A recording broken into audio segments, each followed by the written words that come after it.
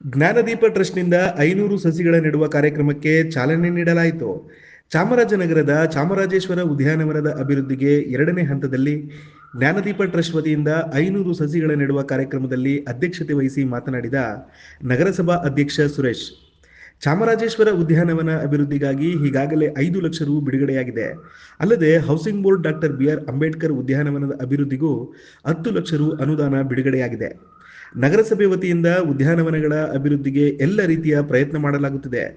Jnanadeepa trust ಮಾದರಿಯಲ್ಲಿ ನಗರಸಭೆಯೊಂದಿಗೆ ಸಾರ್ವಜನಿಕರು, ಸಂಘ ಸಂಸ್ಥೆಗಳು ಕೈಜೋಡಿಸಿ ಅನುಕೂಲ ಮಾಡಿಕೊಟ್ಟರೆ ನಗರದ ಎಲ್ಲ ಉದ್ಯಾನವನಗಳನ್ನು ಅಭಿವೃದ್ಧಿಪಡಿಸಿ ಒಂದು ಉನ್ನತ ಮಟ್ಟದ ಉದ್ಯಾನವನವನ್ನಾಗಿ ಮಾಡಲಾಗುವುದು. ಜ್ಞಾನದೀಪ ಟ್ರಸ್ಟ್ ಉದ್ಯಾನವನ ನಿರ್ವಹಣೆಗೆ ವೈಯಕ್ತಿಕ ಸಹಕಾರ ನೀಡಲಾಗುವುದು. ಜ್ಞಾನದೀಪ ಟ್ರಸ್ಟ್ ಕಾರ್ಯ ಶ್ಲಾಘನೀಯವಾದದ್ದು ಎಂದು ಮೆಚ್ಚುಗೆ ವ್ಯಕ್ತಪಡಿಸಿದರು.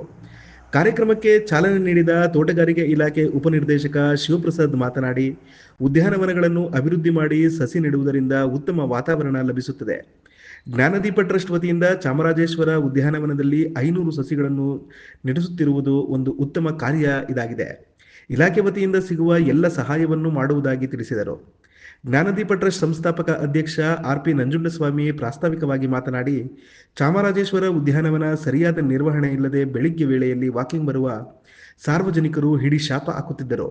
ಇದನ್ನು ಮನಗಂಡು ಟ್ರಸ್ಟ್ ವತಿಯಿಂದ ಉದ್ಯಾನವನವನ್ನು ಅಭಿವೃದ್ಧಿಪಡಿಸಬೇಕು ಎಂದು ಕಳೆದ ತಿಂಗಳು ತಮ್ಮ ಹುಟ್ಟುಹಬ್ಬದ ಪ್ರಯುಕ್ತ ಸಸಿಗಳನ್ನು ನೆಟ್ಟಿ ಪೂಜಿಸಲಾಗಿದ್ದು, ಎರಡನೇ ಹಂತದಲ್ಲಿ 500 ಸಸಿಗಳನ್ನು ನೆಡೆಸಲಾಗಿದೆ.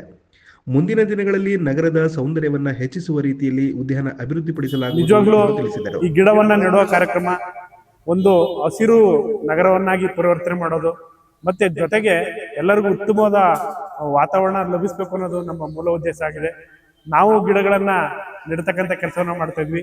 ತಾವು ಸಹ ತಮ್ಮ ತಮ್ಮ ಮನೆಗಳಲ್ಲಿ ಗಿಡವನ್ನ ನೆಡೋದ್ರ ಮುಖಾಂತರ ಚಾಮರಾಜನಗರ ಜಿಲ್ಲೆಗೆ ಹೆಚ್ಚಿನ ಗಿಡಗಳನ್ನ ನೆಡ್ತಕ್ಕಂಥ ಕೆಲಸವನ್ನ ಮಾಡಬೇಕಾಗಿದೆ.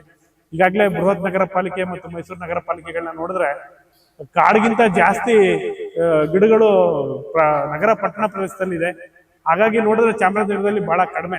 ವೆಂಕಟೇಶ್ ಅಂತೇಳಿ ಪರಿಸರ ಪ್ರೇಮಿಗಳು ಸಹ ಒಂದಷ್ಟು ಗಿಡಗಳನ್ನ ನೆಡೋದ್ರ ಮುಖಾಂತರ ಯಶಸ್ವಿಯಾಗಿದ್ದಾರೆ.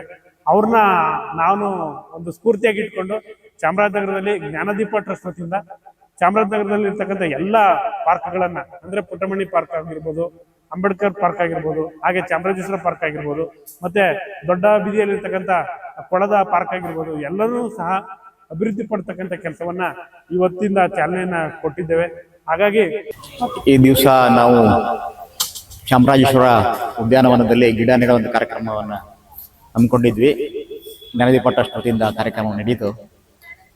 ನಗರಸಭೆ ವತಿಯಿಂದ ನಾವು ಈ 3 ಪಾರ್ಕ್ಗಳಿಗೆ 10 ಲಕ್ಷ ರೂಪಾಯಿಯನ್ನ ಬಿಡುಗಡೆ ಮಾಡಿದೀವಿ, ಪಾರ್ಕ್ ಮೇಂಟೆನೆನ್ಸ್ ಮಾಡೋದಕ್ಕೋಸ್ಕರ. ಹಾಗೇನೆ ಡಾಕ್ಟರ್ ಬಿ.ಆರ್. ಅಂಬೇಡ್ಕರ್ ಪಾರ್ಕ್ ಕೂಡ 10 ಲಕ್ಷ ರೂಪಾಯಿ ಅನ್ನ ಈಗಾಗಲೇ ಕ್ರಿಯಾ ಯೋಜನೆಯಾಗಿ ಸದ್ಯದಲ್ಲೇ ಬಿಡುಗಡೆ ಆಗುತ್ತೆ. ಎಲ್ಲ ಪಾರ್ಕ್ಗಳಿಗೂ ಸ್ವಚ್ಛ ಭಾರತ್ ಮಿಷನ್ ಯೋಜನೆಯಡಿಯಲ್ಲಿ ಕೇಂದ್ರ ಸರ್ಕಾರದ ಹಣಗಳು ಬರ್ತಾ ಇದ್ದಾವೆ. ಹಾಗಾಗಿ 20 ಲಕ್ಷ ರೂಪಾಯಿ ಈ ಹಂತದಲ್ಲಿ ನಾವು ಪಾರ್ಕ್ಗಳಿಗೆಲ್ಲರಿಗೂ ಕೊಟ್ಟಿದ್ದೀವಿ. ಎಲ್ಲ ಮಹಿಳಾ ಸಂಘಗಳಿಗೆ ಇದನ್ನ ಮೇಂಟೈನ್ ಮಾಡೋದಕ್ಕೆ ಅಂತಾನು ನಾವು ಎಲ್ಲರಿಗೂ ಮಹಿಳಾ ಸಂಘಗಳಿಗೆ ಮೇಂಟೈನ್ ಮಾಡೋದಕ್ಕೆ ಕೊಡ್ತೀವಿ.